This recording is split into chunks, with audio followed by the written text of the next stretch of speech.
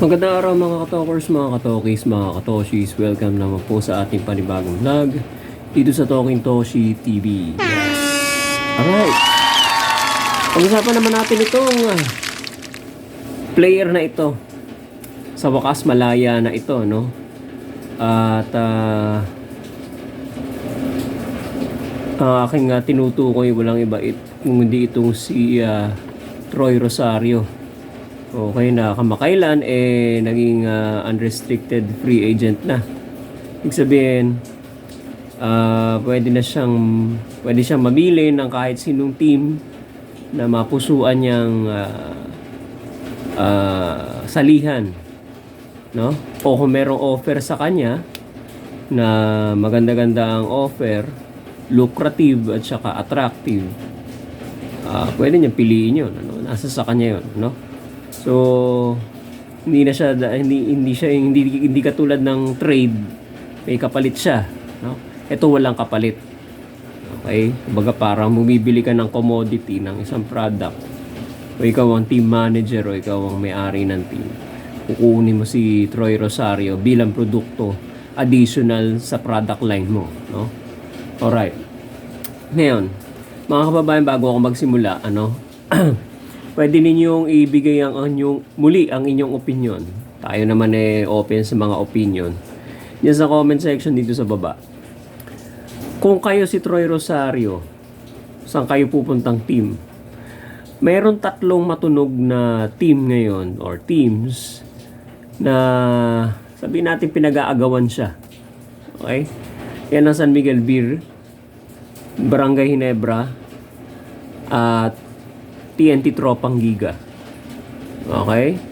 So, maikli lang, bibigyan lang natin ng ng opinion ng bawat team, Alright? Simulan natin ngayon dito sa TNT Tropang Giga. Okay? Sa TNT, which is dati niyan team, babalik lang ulit siya. Okay? Medyo marami ng pagbabago sa coaching staff, sa mga players, sa environment mo sa TNT. Hindi na yan yung dating TNT na kilala na madalas mag-champion, no? Although ngayon malakas pa rin, dahil ngayon kasi may import, pero kung mga nakaraang mga conferences, medyo hindi sila pinapalad na makapasok ko minsan sa playoffs, may nakakapasok ko minsan, kaya lang madalas nadalaglag din, alright, so kung papasok ka ngayon sa TNT, full roster na sila. Okay, marami kang makakasabay, nakaposisyon mo na maaaring mahirapan kang makakuha ng playing time. Okay? Nandiyan si Poy Eram, kababalik lang galing sa injury. Si Galinato, si Kubontin, at saka si Oftana. Si Oftana, laging gamitin yan, So, medyo mahihirapan ka pagdating sa playing time,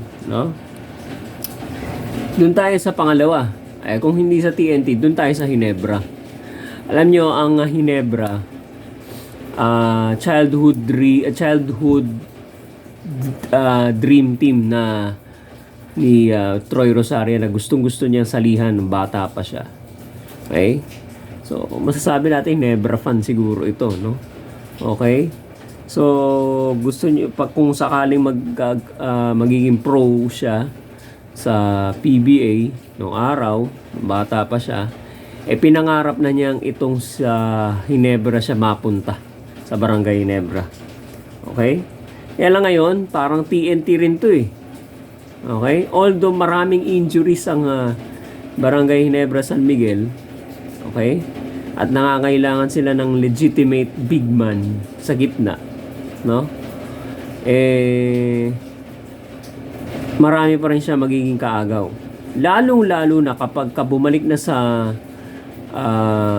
gumaling na, naka-recover na tong mga na sideline na mga na injured sa full recovery at gumaling na sila, Sino-sino itong mga tinutukoy ko? Kaagaw niya dito sa pwesto, no? Eto si Jamie Malonzo. Although to si Jamie Malonzo, guardia, pwedeng dos tres. Pero kung minsan small ball din kasi to no?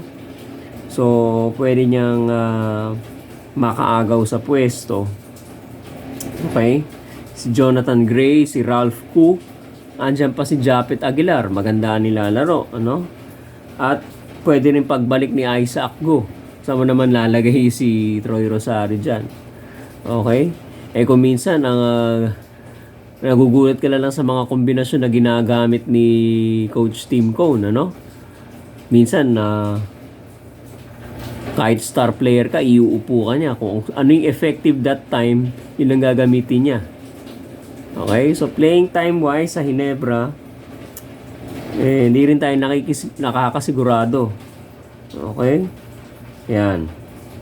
At meron pang, ni-reactivate pa nila itong si Jody Vance. No? Although to si Jody Vance, siguro, na nakita nila na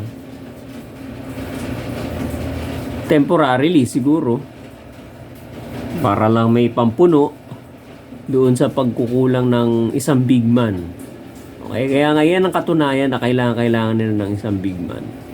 Okay, kaya lang hindi natin alam o na magiging kalalabasan noong inyong game plan dyan or time management, no, ni Coach Tim Cone. Kasi kumisa iba-iba ang timpla ng strategy ni Coach Tim Cone. Hindi siya fix, hindi siya piho, no? Alright. Sa San Miguel naman, okay? Most likely ito nakikita ko na medyo swak ka. Ano? Bakit? Automatic starting 5 ka. Okay? And you will be complementing Junmar Fajardo. Okay? Pwede ka maging next Arwin Santos, no? Okay? Ito kasi si Troy Rosario may threat sa labas, ano? May outside shooting sa tres, may medium range jumper, no? Okay? So kung titingnan natin yung ating yung kanyang statistics, ano? Sa field goal, almost 50% ang kanyang ina-average, ano? Okay, and then sa 3-point area, 30 to 40%. So malaki ang may tutulong nito pagdating sa outside shooting, ano? Bibihira na kasi ang mga malalaki, gaano ba kalaki to si Troy Rosario? 6'7". Okay? Averaging 12 points per game and 6 rebounds per game. Okay? 32 years old. Medyo bata-bata pa. Okay? Nasa prime. Okay? Prime age niya ng kanyang career, ano? So pwede pang mataas pa potential nito, no? So he can be the next AS29 sa San Miguel, ano? Kaya maganda rin ang kanya rito. Kaya lang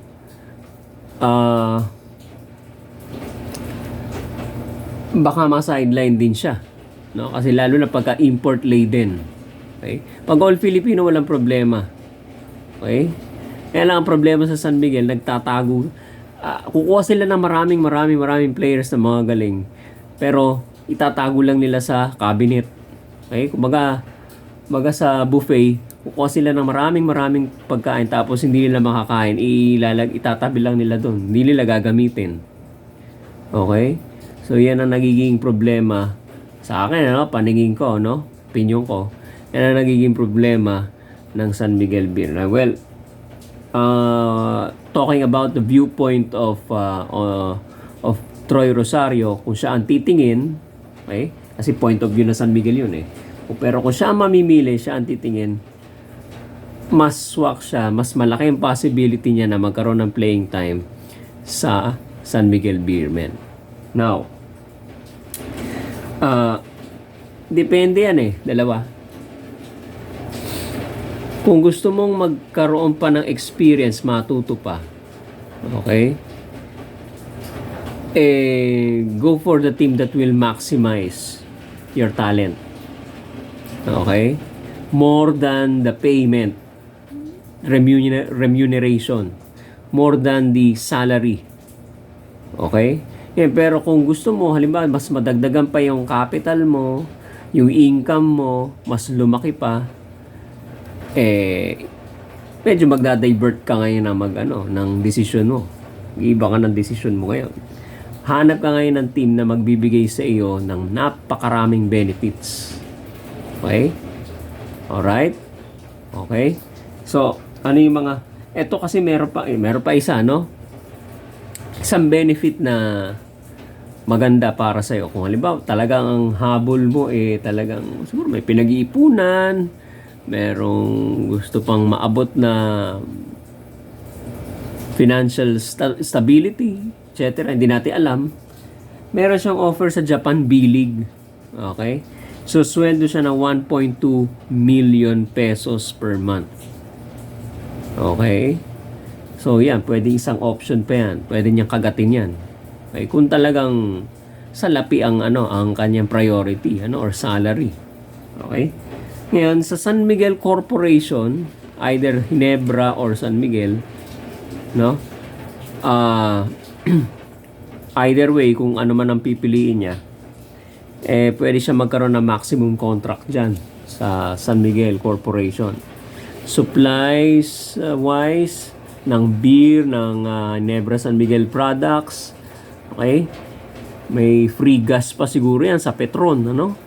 Mga benefits maraming product line ng San Miguel Corporation Okay, food products from San Miguel San Miguel Foods, no? Sa Magnolia lang no, marami na no? Okay? They can give him house and lot courtesy of SMC Properties Holdings, etc., etc. Okay? Can have a gazillion list of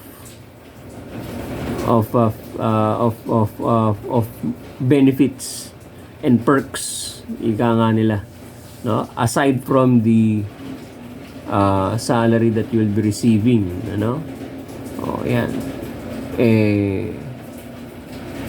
Pwede mong piliin ito, no? Ngayon, kung maximization of your talent, okay? Kung saan ka mas matututo, mas marami ka pa matututunan, pili ka ng team na magbibigay sa iyo nun. Ngayon, sinong team yon, hindi ko rin alam. Ikaw ang mag-a-assess nun, Mr. Troy Rosario. Okay? Kaya, tulungan natin si Troy, mga kababayan. Sa tingin niyo, mga kababayan, mga katokers, mga katokis, mga katoshis, saan nyo gustong malagay, mapuntang team itong si Troy Rosario? At anong dahilan? Okay? At kumbaga saan siya mas mapapabuti sa tingin niyo? Okay? Lagay nyo lang po dyan sa comment section at sasagutin po natin, mga kababayan, at kukomentuhan po natin na kahit maikli lang, Yan. Tayo naman comment based, Alright? So hanggang dito na lamang po, mga kababayan. Tutok-tutok lang po sa mga latest videos po natin. Patuloy po ninyong samahan ako dito sa Talking Toshi TV. Paki-subscribe lang po ang ating YouTube channel, like and share ang ating mga videos. Gayon din ang ating Facebook page, Talking Toshi TV. Ang link po nandiyan po sa description bar, Okay. So yan naman po. Nandiyan na lamang po muna hanggang sa susunod po nating video. Maraming salamat po at magandang umaga, magandang araw, magandang gabi, magandang tanghali sa inyong lahat.